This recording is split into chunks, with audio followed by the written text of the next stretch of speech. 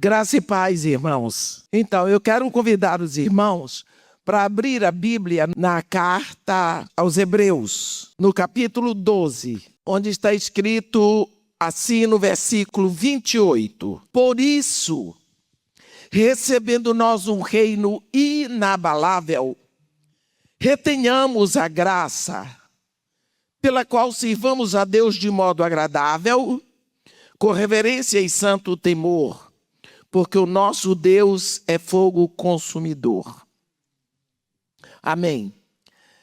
Esta palavra que o autor da carta aos Hebreus escreve, ele estava pensando em alguma coisa, ele já tinha se referido a uma situação antes, e ele conclui no versículo 28, por isso tudo o que nós falamos, por isso tudo o que vocês leram, por isso, vamos tomar uma decisão.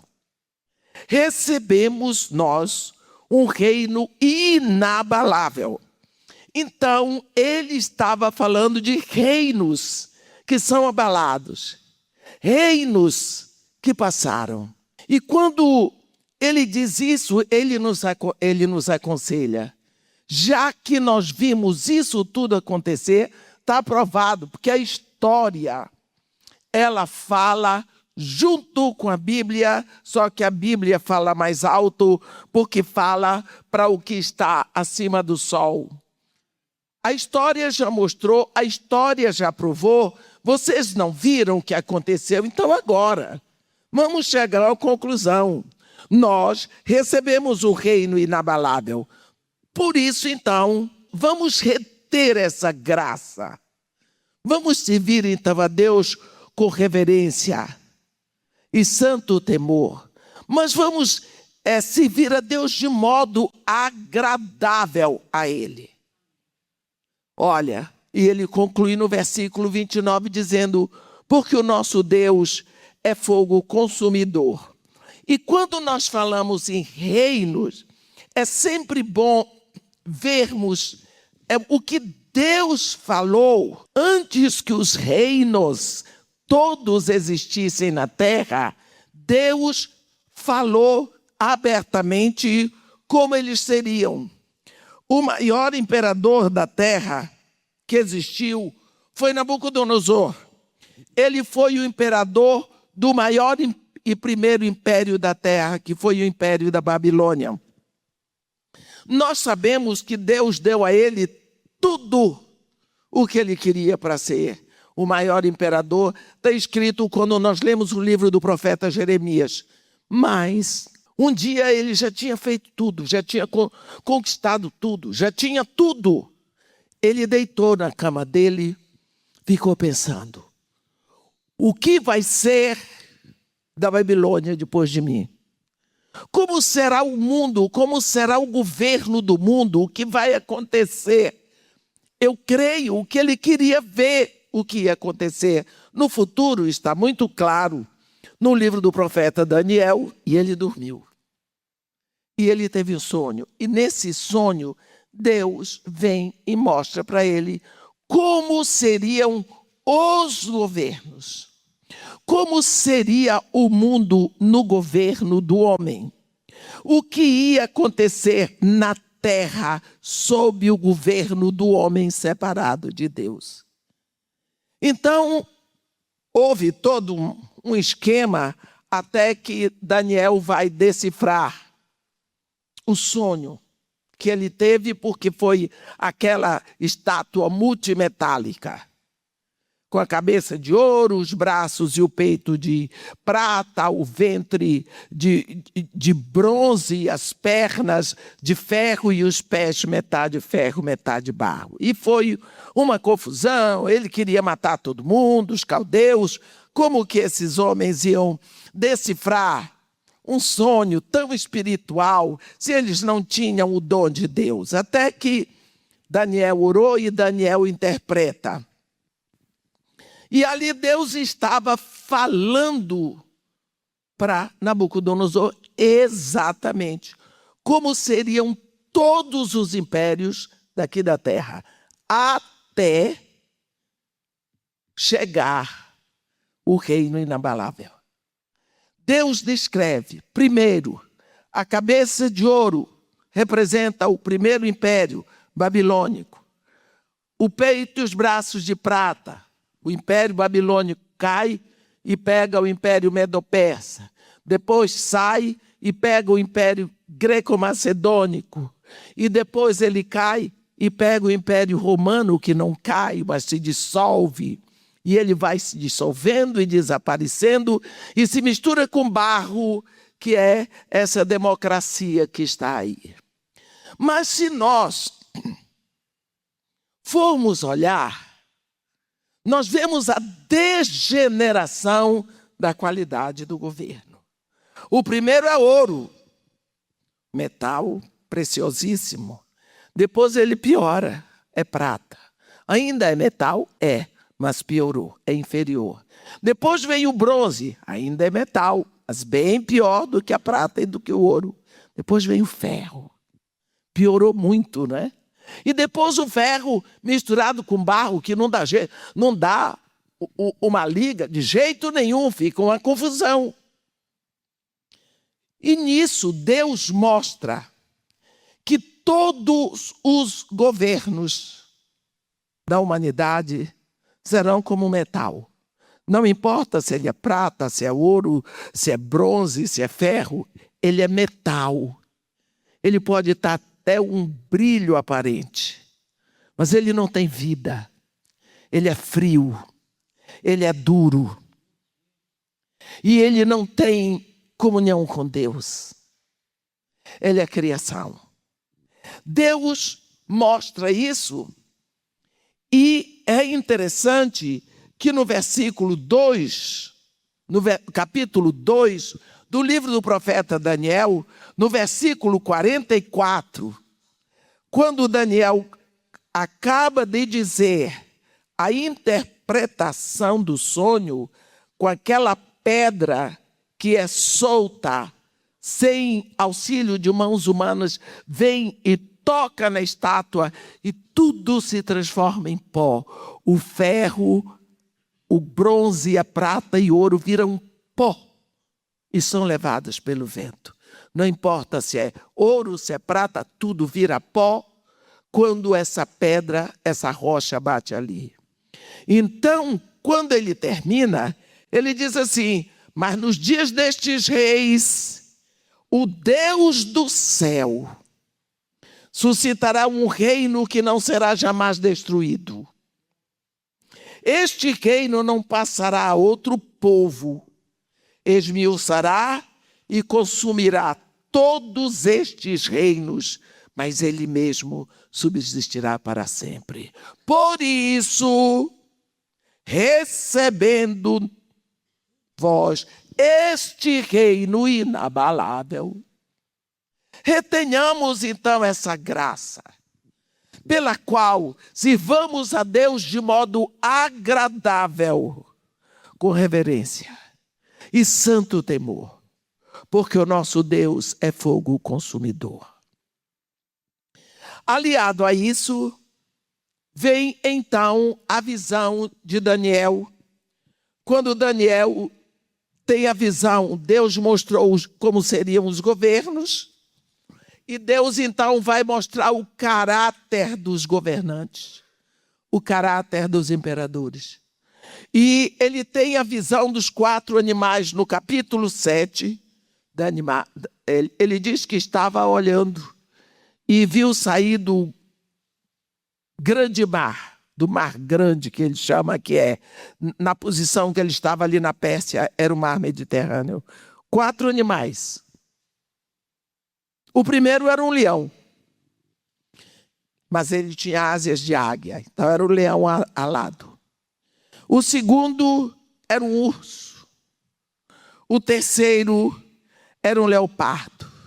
E o quarto é um animal indescritível. Todos nós sabemos como é um leão, um urso, um leopardo, porque já vimos no zoológico, ou sei lá, não sei se alguém já fez um safari na África, ou mesmo nós vemos em filmes, a gente tem noção, mas esse quarto animal é indescritível, porque ele tinha 10 chifres. Imagina, vem outro chifre menor, que destrói 3 chifres e ele fica sozinho e tem um olho e uma boca que profere blasfêmias.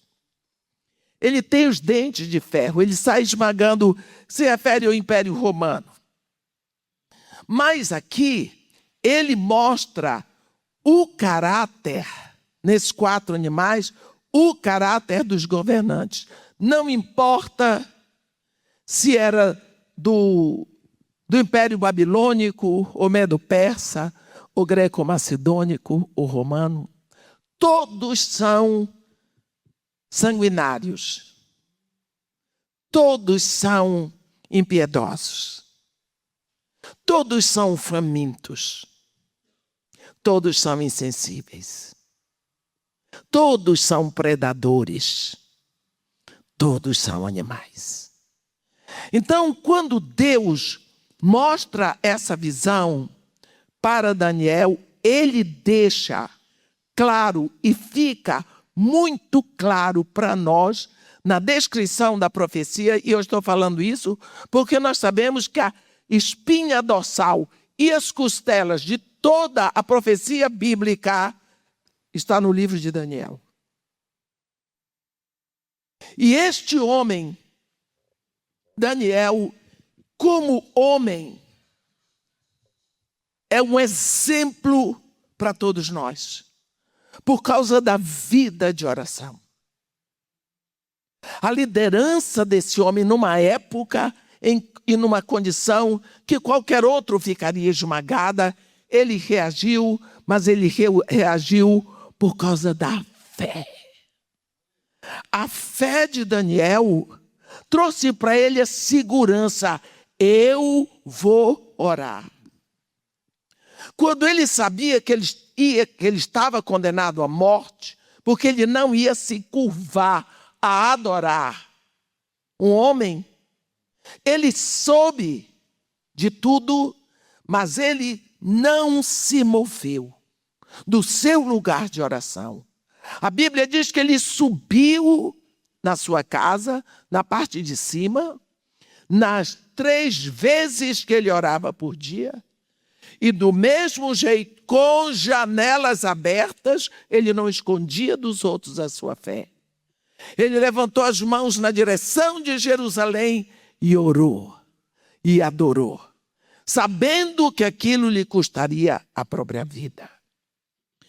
A vida de oração desse homem faz com que nós cheguemos à seguinte conclusão.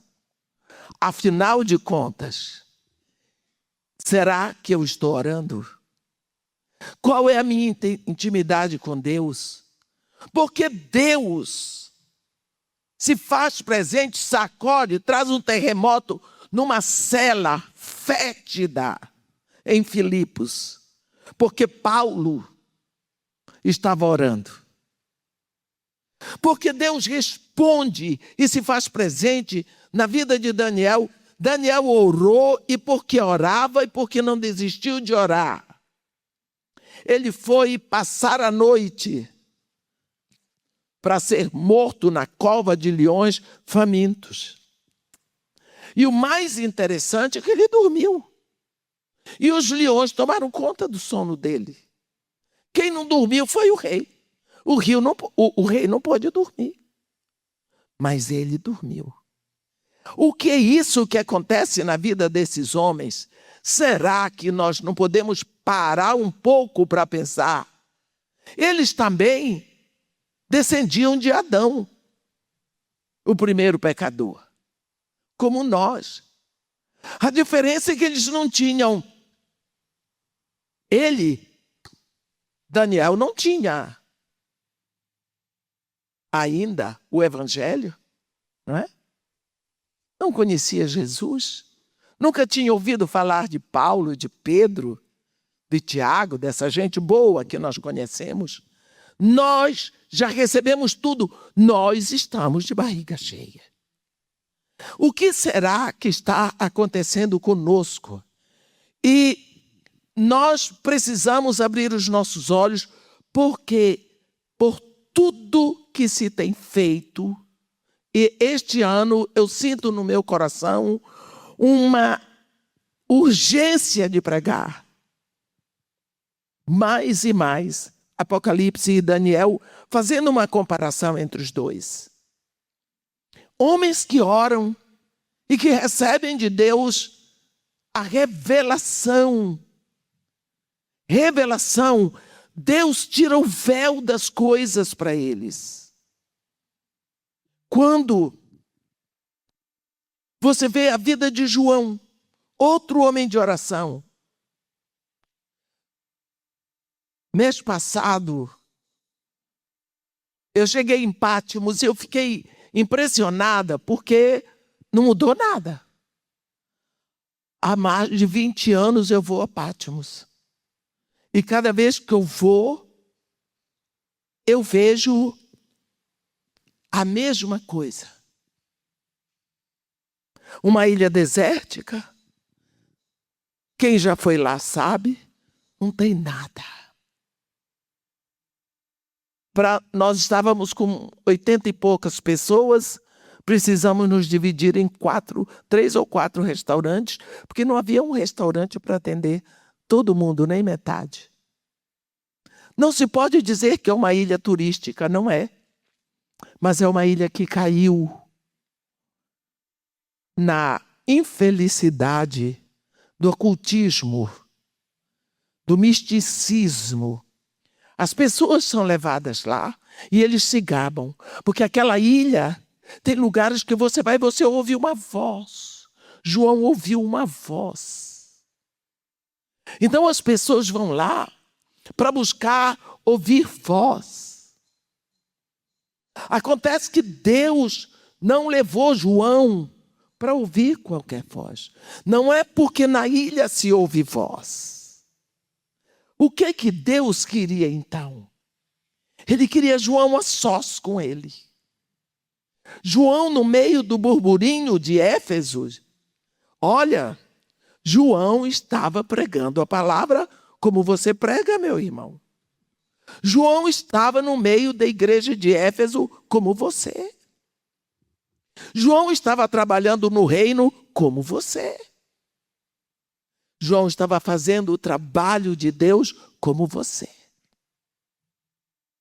Mas por que Deus o tira desse trabalho ali da igreja e o leva para Pátimos? Quem já esteve em Pátimos sabe, 4 horas pelo menos para você chegar lá atravessando o Mar Egeu. Por que Deus o tirou de lá? Por que Deus queria o encontro a sós com ele? Deus queria falar. E o assunto era sério, porque todo o assunto de Deus é muito sério.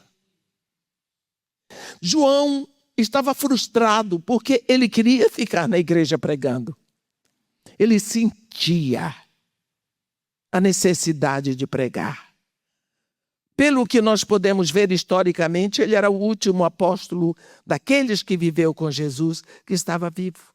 Ele sabia toda a história, ele conhecia Jesus desde que ele era muito jovem. Ele viu Jesus pregando, ele viu Jesus operando milagres, ele viu Jesus dormindo, ele viu Jesus acordado, ele viu Jesus rindo, Jesus chorando, Jesus preso, Jesus condenado, Jesus crucificado, Jesus morto, ressuscitado, subindo aos céus. Ele conhecia o Mestre. Ele queria anunciar esse Jesus da sua intimidade.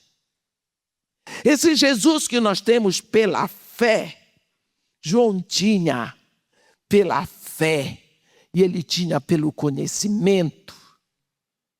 Nós temos pela fé e temos o conhecimento pela sua palavra. Vocês são pastores, vocês são líderes, vocês estão envolvidos no reino aqui na terra. Mas às vezes nós estamos tão envolvidos que nós esquecemos que Deus não nos chamou para os outros, Deus nos chamou para Ele. Que Deus nos quer para Ele. Que nada substitui o tempo que nós precisamos ter com Ele. Além do mais, João estava vendo a igreja sair quase como um trem sai dos trilhos. E ele pregava cada vez mais, cada vez mais, cada vez mais. Quanto tempo ele tinha para orar? Quanto tempo ele tinha para ouvir? Eu canso de dizer, queridos, o Evangelho não é um poema. É a realidade da palavra real da eternidade. Quando nós vemos em Apocalipse que João viu um anjo voando pelo meio do céu, tendo na mão o Evangelho eterno para ser pregado a todos aqueles que se assentam na terra. E o que esse anjo diz? Temei a Deus e dai-lhe glória. Adorai aquele que criou os céus, a terra e o mar e tudo o que neles há. Olha como é simples. Mas é esse evangelho que deve ser pregado. Deus sabia que João tinha todo o material para entregar, e a preocupação que João tinha com a igreja é porque João amava a igreja. Porque ele sabia o quanto a igreja vale para Deus. Deus entregou o seu filho na cruz por causa da igreja. De tão preciosa é que a igreja é para ele. Então, quando nós recebemos uma incumbência na igreja, nós precisamos saber que aquilo custou o sangue de Jesus, mas nem por isso.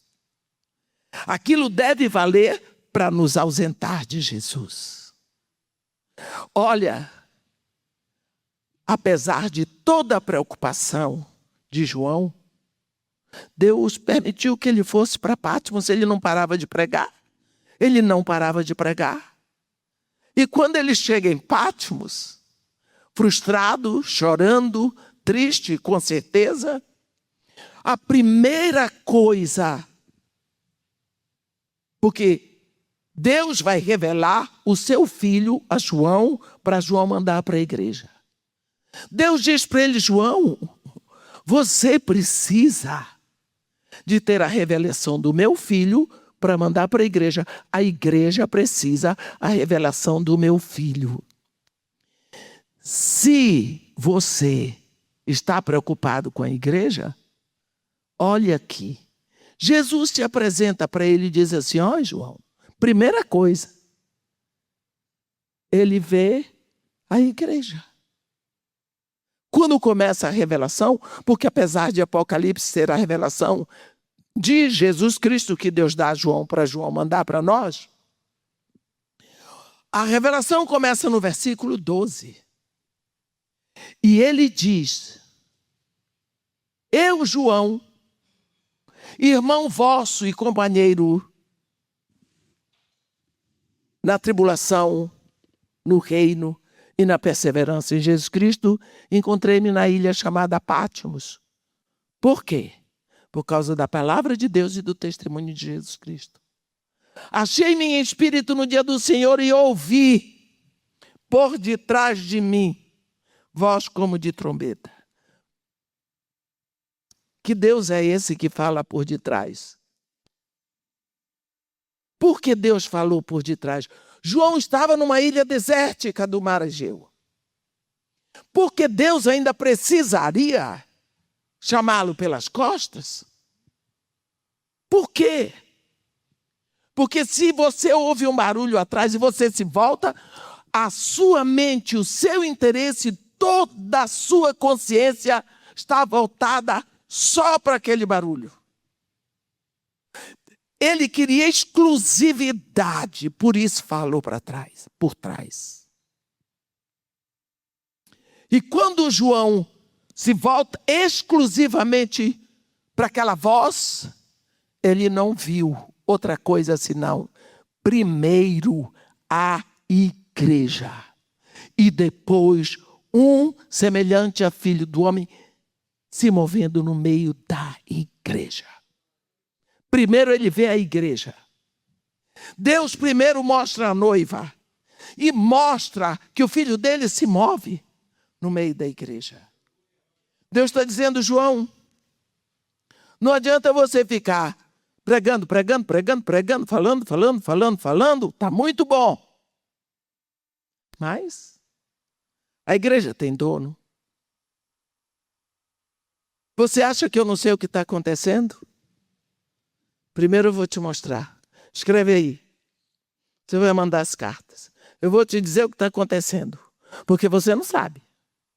Você está em Éfeso, você não sabe o que acontece nos outros. Estão preocupados. Éfeso está precisando de arrependimento. Esmirna está precisando de consolo. Pérgamo está misturada com o mundo. Tiátira está com doutrina falsa. Sardes está morta, tem fama que está vivo. Filadélfia está legal. Filadélfia é noiva. Laodiceia é balofa. É gorda. Rica. Ouve até a voz, mas não abre a porta. Porque o noivo não faz falta dentro dela. Ela tem muito evento, muita coisa bonita. O cara que aqui faz falta de nada. Viu? Eu sei como está a igreja. Era ele dizendo, eu sei de tudo. Agora o que eu quero é o seguinte, sobe para cá, que eu vou te mostrar as coisas que vão acontecer depois dessa. Manda avisar para o povo. Porque Jesus está se movendo. Então, quando Deus chama João, é porque ele queria tirar João do burburinho. Porque ele queria que João tivesse a revelação para mandar para nós. João, até hoje, nós conhecemos muito mais pelo que ele escreveu e deixou para nós do que pelo que ele fez em Éfeso. Se ele tivesse trabalhado na igreja de Éfeso, quantos outros pastores que nós sabemos, teve Paulo, teve Timóteo, e depois quando Paulo manda buscar Timóteo, porque Timóteo ele queria que fosse ficar com ele em Roma, porque ele ia morrer, Paulo mandou Tíquico para substituir Timóteo. Esses quatro, João. Mas João, nós conhecemos, ele é muito mais útil para nós hoje, pelo que ele deixou. Mas Deus o chamou em Patmos. Por que será que Deus o chamou em Patmos? Uma ilha desértica. Sozinho com Deus. Por que que Deus quer essa exclusividade? Porque nós estamos divididos com tantas coisas. Tem um celular, não é? Tem tantas coisas para fazer. Como pastores, nós temos que ser apóstolos, evangelistas, pastores, profetas, mestres. Tem que ser 5 em 1. Quem foi que disse isso? Quanto tempo você tem de oração? Quanto tempo você se separa para ficar com Deus sem que a família interrompa? Sem que as ovelhas interrompam? Sem que as preocupações do dia a dia venham? João ali não tinha mais outra coisa para fazer. Era o céu, as gaivotas, as ondas e as rochas de Pérgamo. De Patmos. João, de certa forma, estava enclausurado. Ele estava preso. A diferença da prisão de Paulo para a prisão de João é que João estava preso, parecendo solto. Por quê? João estava numa ilha. A ilha não tinha nada, a não ser a ilha. Vegetação escassa, rochas e tinha o mar. O mar foi a grande prisão para ele. Porque o mar trazia lembranças. O mar passou a ser a grade da prisão dele. Porque o mar o impedia de acesso. Ele não tinha acesso à igreja, ele não tinha acesso a pessoas que falavam a língua dele, ele não tinha acesso aos rostos conhecidos, ele não tinha acesso à comida que ele gostava de comer, ele não tinha acesso a notícias lá de fora. Ele foi um menino nascido e criado na Galileia, tendo o mar diante dele. O pai dele, por tudo que sabemos hoje, era dono de uma companhia de pesca. Seguramente ele ficou sabendo da morte de seu irmão quando Herodes matou. Está lá no capítulo 12 de Atos. Ele saiu dali. Cadê a mãe? Cadê a família? Os amigos? Os outros colegas de ministério? E ele foi perdendo tudo, todos os hábitos, a sua pátria, a sua região, os seus hábitos. Mas tudo isso, por amor ao evangelho, isso tudo é pouco, não é? Mas lá, ele olhava aquele mar, e cadê o mar da Galileia? A solidão chega, ele era homem. A dor, a saudade batem forte. Sem ter com quem falar a sua própria língua, é difícil. E ele não tinha acessos por causa do mar.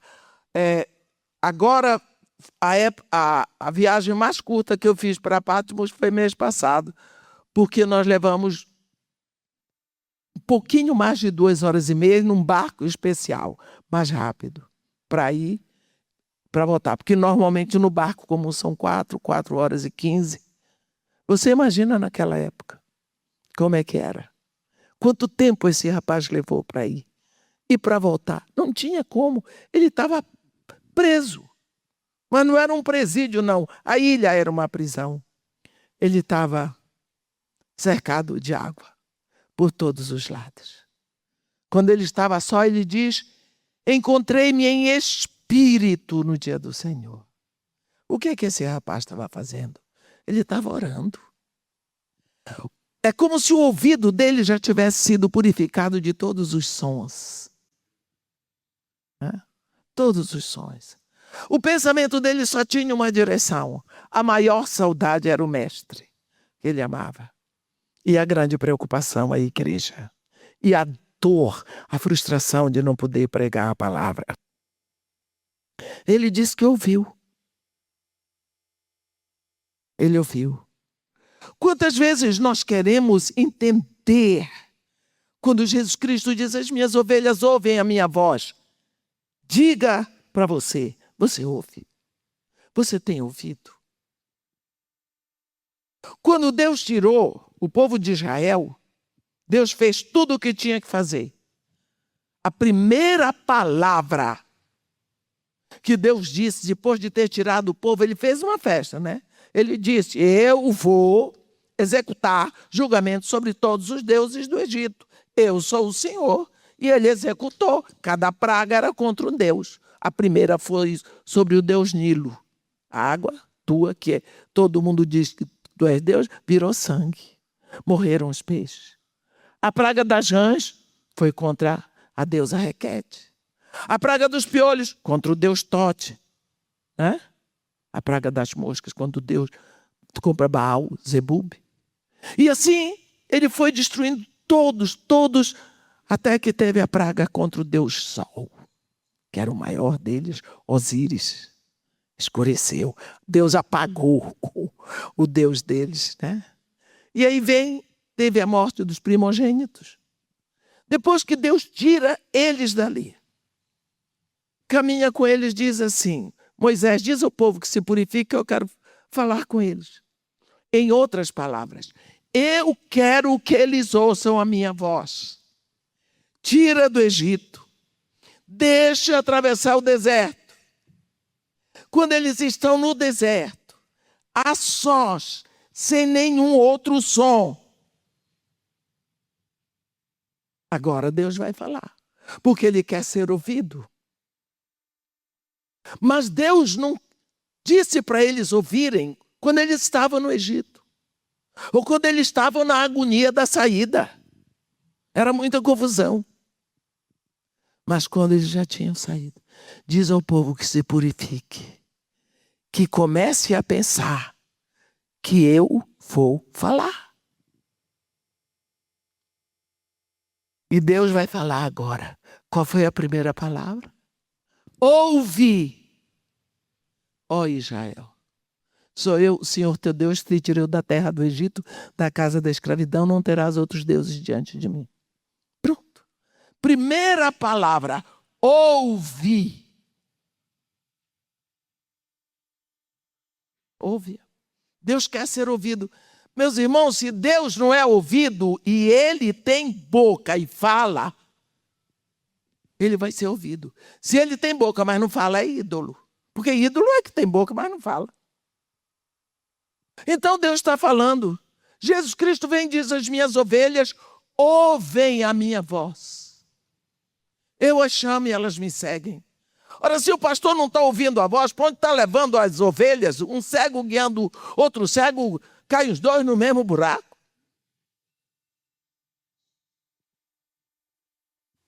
Ouve.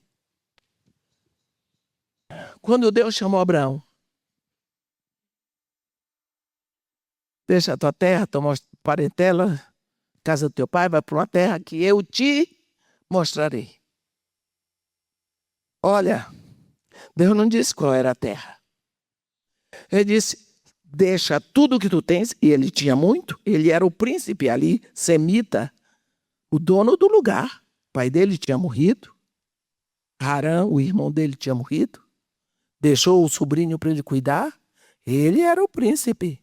Abraão, como chamam os árabes, Ibrahim, tinha uma mulher bonita, tudo na mão dele, reinava soberanamente. E Deus dizia: agora que você tem tudo, deixa tudo e vai para uma terra que eu vou te mostrar. Quer? Vai. Ele foi. Para que terra? Ele não sabia. Ora, se ele não sabia para onde ele estava indo, e Deus disse que ia mostrar, ele tinha que ficar atento. Isso é o mínimo que uma pessoa inteligente chega à conclusão. Ó, se eu não sei o caminho, eu tenho que olhar para o GPS. No caso dele, o GPS era a voz de Deus que ia falar. Então ele tinha que estar atento o tempo todo, que ele não sabia se Deus ia falar de manhã, de tarde, de noite, de madrugada. E olha, ele andou. Eu não sei quantos anos ou quantos meses ele passou atravessando o deserto de Abadã.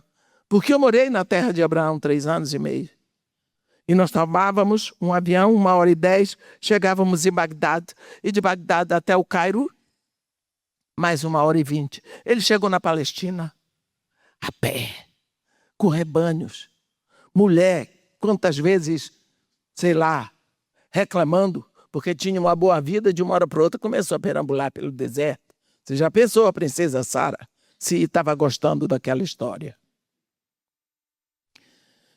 No meio dos balidos das ovelhas, das brincadeiras de Ló, aquele homem teve que desenvolver uma consciência auditiva voltada para uma voz que ia falar. É como se você tivesse uma promessa de alguém que ia falar com você no celular e você desejasse muito saber aquilo. Você não ia desligar o celular. Você ia dormir com ele ligado na tomada, ali, botando o volume no mais alto, porque você precisava. Essa era a imperiosidade da vida, da sobrevivência de Abraão. Ele tinha que ouvir aquela voz. Então, a atenção auditiva dele se voltava para aquilo tudo. Ele desenvolveu o tempo dele no deserto, foi para desenvolver essa audição. No dia que ele chegou nos carvalhais de Mamre, onde habitavam os cananeus, Deus disse a Abraão: eis-me aqui, Senhor. Por quê? Ouvido afinado. Não sei quanto tempo você tem como filho de Deus. Não sei quantos anos você tem de nascido no reino. O fato de ter nascido numa família cristã É um grande empurrão para Jesus, mas não resolve. Porque Deus não tem neto. Deus tem filho. Vai ter que ter seu encontro pessoal, sua entrega àquele momento. Então, dali você nasce, e a criança, quando nasce, não conhece o pai. É o convívio que faz ela ir conhecendo o pai. Ela começa a conhecer a voz, começa a perceber quando ele está aborrecido, e assim por diante. Nós sabemos. Não sei quanto tempo você tem de nascido em Cristo. Não sei quanto tempo você já está sendo guiado pelo Espírito Santo, mas uma coisa é certa. Se você não separa o tempo especial para estar com seu Pai do céu, todo o seu ministério está errado. Não apenas o ministério, a sua vida. Porque o que você vai fazer?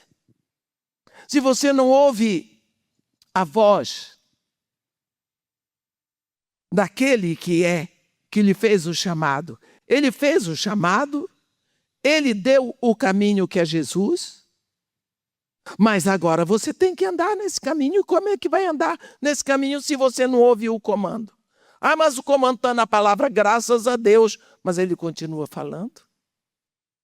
Ele não diz assim: as minhas ovelhas ouvirão a minha voz, as minhas ovelhas ouviram a minha voz, as minhas ovelhas ouvem. Se ele existe, a voz dele existe e ele está falando. Como é que está a nossa entrega para esse momento, para a nossa vida de oração? Às vezes, nós olhamos os cultos, o que menos tem no culto é oração. Parece que o culto é o momento de uma reunião onde nós vamos para falar de todas as coisas, mas não vamos falar com aquele a quem viemos adorar. Durante o culto, Paulo fala, quando Paulo fala com Timóteo, ele diz que acima de tudo, eu gosto, antes de tudo, quer dizer, primeiramente, exorto que se use a prática de orações, súplicas, intercessões, ações de graças em favor de todos os homens. Olhe o que é um culto. Paulo aqui, o apóstolo, está ensinando Timóteo como ser o pastor de uma igreja. Porque essa é a primeira carta pastoral de Paulo para Timóteo. Ele diz exorto. Ele não está nem dizendo aconselho. Ele não está nem dizendo sugiro. É uma sugestão, não, é exorto. Que se use a prática. Você sabe o que é praticar? Quando você pratica, você não sabe andar de bicicleta. Mas você começa, cai daqui, cai dali, você vai praticando, depois você é um ciclista. Como será um ciclista se não começou a prática? Como vai ser um grande pianista se não praticou? Como você vai ser um grande nadador se você não passa horas treinando na água, sentindo a água? Tem que haver a prática. Paulo fala, exorto, que se use antes de tudo a prática de súplicas. Eu não tenho ouvido. Tem muita coisa que eu rodo pelas igrejas, porque eu vivo de igreja em igreja, e eu não tenho ouvido orações, súplicas, intercessões com ações de graças. Isso está faltando demais. Quando nós começamos um culto, nós invadimos um culto eterno que já começou desde toda a eternidade, porque Deus é Deus e está sendo adorado. Nós invadimos o culto e diante de Deus, como se Deus não estivesse ali, nós contamos piadas. Nós nos divertimos. Mas nós não fomos adorar. O culto não é culto de adoração. nós estamos perdendo um pouco. É como se o trem fosse saindo do trilho. Por que não sentimos tanta falta? Porque nós falamos muito de oração, mas não oramos. Eu aprendi uma coisa. O homem que mais orou nessa terra foi Jesus. E Jesus deixava todo mundo de madrugada no silêncio. Ele se afastava. Quando ele voltava de lá, o poder vinha com ele. Ele curava e pregava, ressuscitava mortos, porque ele foi se abastecer. Você entrega. Quando é que você recebe? Eu li uma vez uma história de um homem que ficou sem emprego. E ele tinha que sustentar a família dele. Aí ele lembrou que a sogra dele fazia um pão maravilhoso. E ele resolveu aprender com a sogra a fazer pão. Começou vendendo para os vizinhos. E depois os vizinhos queriam mais, ele fabricava mais. Daqui a pouco ele teve que botar uma pessoa para ajudá-lo.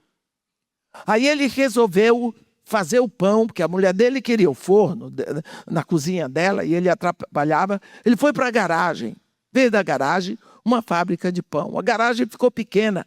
Aí ele pegou o terreno do lado que ele tinha e construiu tipo uma padaria, botou forno maior e o pão dele era tão bom. Todo mundo queria. Já vinham pessoas encomendando. E notou-se que ele estava emagrecendo. E a moral da história é o seguinte: todo mundo engordava com o pão que ele dava, que ele distribuía, mas ele não se alimentava. Ele não comia do pão que ele entregava. Então, às vezes, acontece isso com o pastor. Ele está... Quando um sintoma... É quando você vai à Bíblia só para procurar o que vai pregar. Isso é um sintoma de que está distante. Você pega da palavra que está escrita, mas você não tem uma direção. Eu vim para cá hoje para pregar uma coisa e já estou pregando outra. Porque nós precisamos ter a Bíblia toda. E nós sabemos por onde vamos começar. Mas aqui tem pastores e pastores, tem irmãos e irmãs, tem gente tão diferente, eu não conheço nenhum. E se eu conhecesse, talvez não saberia da real necessidade. Mas aquele que trouxe você aqui sabe. E ele não deixa você sair frustrado. Nós estávamos falando sobre João. E João foi trazido ali, em Pátimos, para ficar a sós. Ele não sabia o que ia acontecer. Talvez ficar ali até morrer. Mas ali, Deus deu para ele a revelação para mandar para a igreja. E um dos gritos maiores de João, no capítulo 21 de Apocalipse, quando ele grita, não foi só na pena, não. Eu creio que ele sentiu dentro do coração dele uma vibração tão grande quando ele diz, versículo 1, vi novo céu e nova terra. Pois o primeiro céu e a primeira terra passaram e o mar já não existe. Você pode imaginar o que é isso? Ele diz, vi novo céu e nova terra. Porque o primeiro céu e a primeira terra tinham passado. Novidade. Ei, o mar já não existe. O mar que foi a minha prisão. O mar que me impedia. O mar que me fazia chorar. Aquela prisão horrível que era o mar, acabou. Estou livre. Ele grita pela liberdade. Já não tem prisão. Já não tem dor. E ele não morreu. mas significa quando essas amarras são quebradas. Quando você começa a entrar nessa intimidade com Deus. Nós precisamos estabelecer, é difícil, quando você começa a estabelecer um tempo para ficar com Deus na oração, na meditação, na vigília, no jejum, você sempre percebe no coração qual é a disciplina que você vai orar. Uma das primeiras coisas que vai acontecer, não vai ter tempo. Tudo vai acontecer naquela hora. Eu, se fosse o diabo, faria isso com você. Ou com qualquer filho de Deus. Aparecem as coisas mais importantes para você ver. E você diz, então, depois eu venho para a oração. Ai, ai, ai. Quando você deixa para depois, já não é tão importante. Tem outra coisa mais importante do que aquilo. João estava a sós. Deus o trouxe para ficar a sós porque queria ser ouvido. Deus o trouxe para ficar a sós porque queria ser ouvido. Podia ter falado com ele quando ele estava lá em Éfeso, mas não. Trouxe bem distante. Deus tirou o povo de Israel e o levou ao deserto e disse, quero falar com ele. Por quê? Separado, eu quero ser ouvido. Daniel. A Bíblia não fala da história de Daniel antes dele ser levado na incursão de Nabucodonosor. Não é? A história diz que ele tinha mais ou menos 17 anos. Que garoto. Mais bonito. Fizeram dele um eunuco.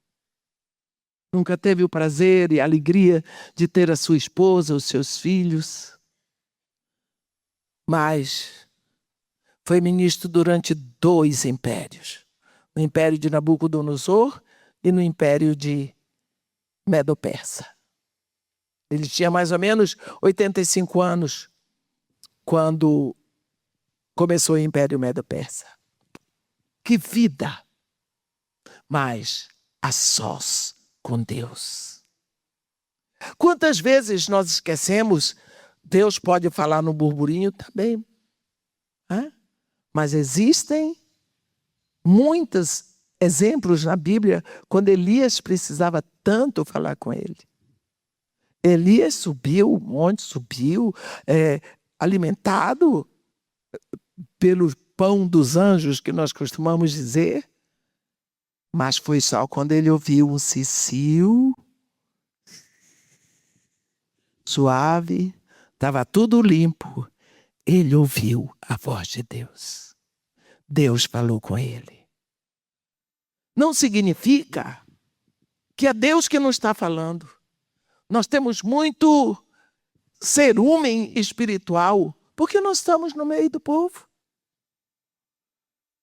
Tem um momento no livro do profeta Isaías, no capítulo 6, que quando nós lemos, temos a impressão, parece que aconteceu alguma coisa, porque de uma hora para outra o profeta desvia a profecia. Mas não. Ele diz, no ano da morte do rei Uzias, eu vi o Senhor. Está vendo? Ficou marcado no ano da morte do rei Uzias. Eu vi o Senhor. Por quê? Enquanto o rei Uzias era vivo, ele olhava para o rei Uzias. Ele olhava para aquele trono. O rei Uzias foi um homem amado e admirado de todos, até dos profetas, dos intelectuais, dos jovens, de todo o povo de Judá. Mas na hora que o rei Uzias é tirado, ele vê o trono de Deus. Porque ele olhava para um trono na terra. Quem sabe o seu ministério não é o seu trono? A igreja, os trabalhos da igreja não são o seu trono. E você não está conseguindo ultrapassar e saber que o seu chamado é muito acima. Você foi chamado antes disso. Porque você foi chamado, sua mãe não sabia, seu avô não sabia, nem você. Uma coisa é ser chamado. E outra é assumir o chamado. Deus lhe chamou para Ele. Eu vou dizer uma coisa para você, difícil de ouvir, mas eu estou dizendo para mim mesmo. Deus não precisa de nós para nada. Ele diz assim, olha aí, minha mão fez todas as coisas e todas elas vieram a existir. Hoje de manhã eu estava esperando o pastor que ia nos buscar, estava lá com a Ângela. Eu disse, Ângela, olha, que céu azul lindo. Aquelas palmeiras imperiais. Uma ou outra nuvem branca. Eu disse, parece que Deus tem cores favoritas. Azul do céu e do mar. Verde das florestas. Marrom das montanhas. E o branco das nuvens. Depois eu estava pensando, como é que se cria isso tudo só dizendo, haja? Será que Deus precisa de mim para fazer alguma coisa? Um Deus desse? Ele não precisa para nada, gente. Mas o homem, olha aí, minha mão fez todas as coisas. E todas elas vieram a existir. Mas o homem para quem olharei é este, o aflito, o abatido de espírito que treme da minha palavra. Mas Deus nos convida. Ele nos dá o privilégio. Mas o primeiro privilégio é de estar com Ele. E porque estamos com Ele, nós somos comandados. Não é? Então, às vezes nós esquecemos que quem está fazendo o trabalho através de nós é o Espírito Santo. Porque se o Espírito Santo não determinou, você não vai fazer. Você não vai aguentar. Lembra quando o Espírito lá em Atos, no capítulo 13, está escrito, havia na igreja de Antioquia profetas e mestres. Barnabé, Simeão por sobrenome Níger, Lúcio de Cirene, Manaém Colácio de Herodes o tetrarca e Saulo. E se vindo a eles e jejuando, disse o Espírito Santo, separai-me agora a Barnabé e a Saulo para a obra que eu tenho para eles. E eles, orando e jejuando, e puseram as mãos e despediram. Barnabé disse para Saulo, Saulo, vamos levar também João Marcos, meu primo? Tudo bem, ora. Barnabé era discipulador de Paulo. Paulo, novo convertido na fé, tinha um ano que estava ali na igreja de Antioquia, com tudo, com fogo puro, aquela coisa toda, levou, não tinha experiência. Saíram, quando atravessaram para Perge da Panfilha, começaram os mosquitos. Dizem que foi lá que Paulo teve a primeira malária. E aí? João Marcos, aguentou? Não. Por quê? O chamado para aquela viagem era Paulo e Barnabé. Não foi Paulo, Barnabé e João Marcos.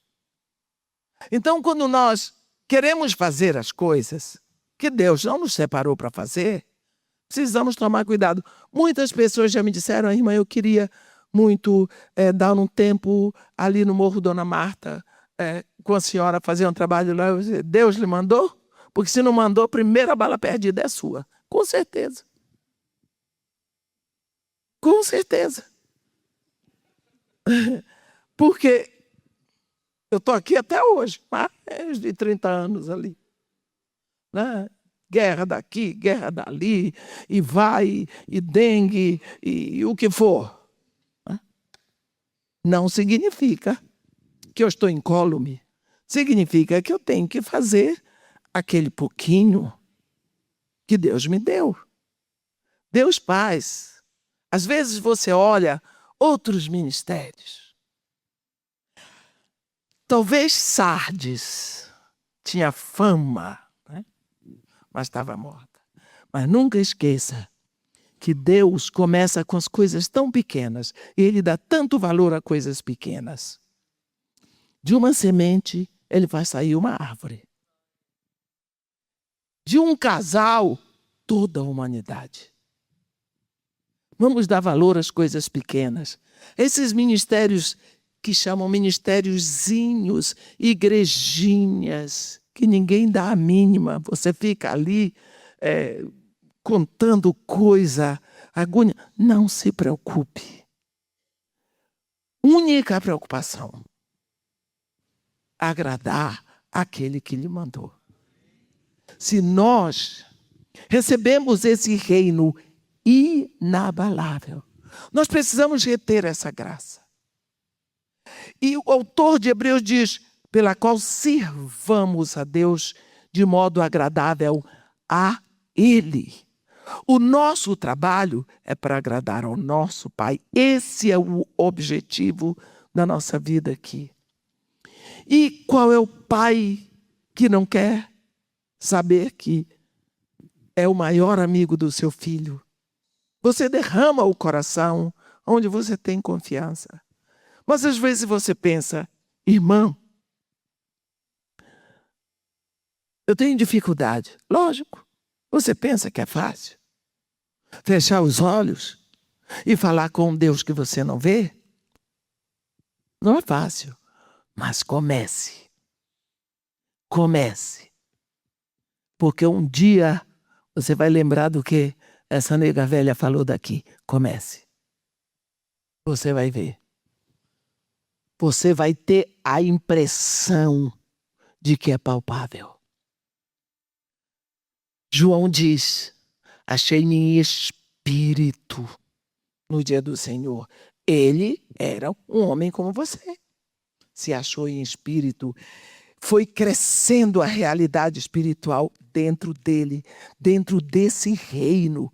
Não é um poema, é realidade. Esse reino está estabelecido aqui dentro. Não é uma brincadeira, é real. É daqui de dentro que as coisas começam a acontecer. Nós estamos sendo transfigurados todos os dias. Todos os dias. Mas como somos transfigurados? Mediante a palavra e a ação do Espírito que vem de dentro de nós. Quantas vezes esquecemos que nós fazemos parte de um grupo seleto para este tempo? Olha, Daniel foi selecionado para a época de Nabucodonosor e o início do Império Medo-Persa. Não é? Ezequiel foi levado na segunda incursão de Nabucodonosor a Judá. Isaías foi escolhido para a época dele. João para o início da era cristã. Paulo também, lá para o século I. Aquilo devia ser uma maravilha, né? Mas eles iam presos. Eles tinham dificuldade. Quantas vezes eu chego nos lugares, as pessoas me dizem: irmã, como foi a viagem? Foi muito boa. Ah, irmã, mas às vezes tem turbulência. Qual é o problema? Quando eu comparo a turbulência do avião com aquela viagenzinha maravilhosa que Paulo fez, que ninguém merece, né? Na voragem do mar, eu não sei como é que ainda se ele dormia daquele jeito, né? Qual a diferença que tem hoje? Naquela época, os nossos irmãos, Paulo escreveu tanto, e dentro do presídio. Ali não era um hotel, era cárcere. Era lugar de inimigo, de pessoas que estavam condenadas à morte, que não eram dignas de viver. Paulo viveu na época de Nero. Pensa o que é isso. Um homem louco, tarado. Mas era visivelmente poderoso, determinava quem ia morrer e como ia morrer. Ninguém quer isso. Hoje nós temos outra época. A época agora não é melhor, é diferente. Porque eles viveram na época do ferro, nas pernas de ferro. Nós estamos vivendo na época do ferro misturado com o barro. Essa democracia absurda, ridícula, nojenta, satânica, que além de imperiosa, a mentira é que manda, o engano manda. Já perdemos todas as fronteiras do quanto a pessoa pode mentir, se gabar de ser mentiroso. Isso eu não estou falando de uma autoridade, eu estou falando do governo de modo geral. E não adianta nós lutarmos contra isso, nós precisamos orar para que nessa época tão devastada e tão devassa, mais e mais o poder de Deus se aperfeiçoe em nós e que outros possam ouvir a palavra de Deus e se converter a Jesus Cristo. O nosso papel é, nesse momento, um resgate dos últimos, porque se o final dos tempos começou na vinda do Espírito Santo, e naquela época, Tiago, o apóstolo, falou: o Senhor está às portas. São passados 22 séculos. Como é que nós estamos hoje? Paulo achava que fazia parte da turma do arrebatamento. Olha, Paulinho naquela época, quantos séculos são passados? Então hoje nós estamos desembocando. Nós precisamos orar, buscar mais e mais a nossa identidade. A nossa identidade é filho de Deus. E filho busca o Pai. E o Pai está falando e quer ser ouvido. Portanto, se eu posso dar um conselho aos líderes, eu tenho certeza que eu nasci primeiro do que todo mundo aqui. Busque com todas as suas forças, com toda a garra. Não abra mão do seu tempo de oração. Chegue lá com a cara de pau e diga: Senhor, eu estou aqui, mas eu não queria. Eu queria estar fazendo isso, aquilo, que eu sei que precisa. Eu estou com medo que vai acontecer alguma coisa e eu não dou conta, mas eu estou aqui porque eu preciso. Cria em mim esse coração que te busque. Aquece o meu coração com teu fogo. Faz com que eu vá mais e mais contigo, porque existe em mim uma consciência. Eu preciso de ti, Senhor. Eu quero ser cada vez mais teu filho. Eu sei que eu sou teu filho em Jesus Cristo, mas eu quero desenvolver essa filiação. Eu quero que isso se aprofunde no meu coração. Eu quero que isso seja uma realidade na minha vida. Quero te amar como tu me amas. Meus irmãos, o desafio é esse. Eu não vou amar o meu irmão como ele me ama, mas como Jesus me ama. Mas se eu não percebo o amor de Jesus, eu falo, eu ouvi falar, eu livro, mas você sente? Ah, não é pelo que você sente, é sim. Pelo que você crê.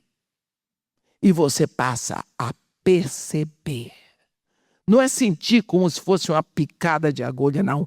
Você percebe no seu coração. E você vibra, e vem alegria, e você começa a reagir. Tá bom? Por isso, já recebemos um reino inabalável. Vamos reter essa graça, pela qual sirvamos a Deus de modo agradável a Ele, com reverência e santo temor, porque o nosso Deus é fogo consumidor. Amém?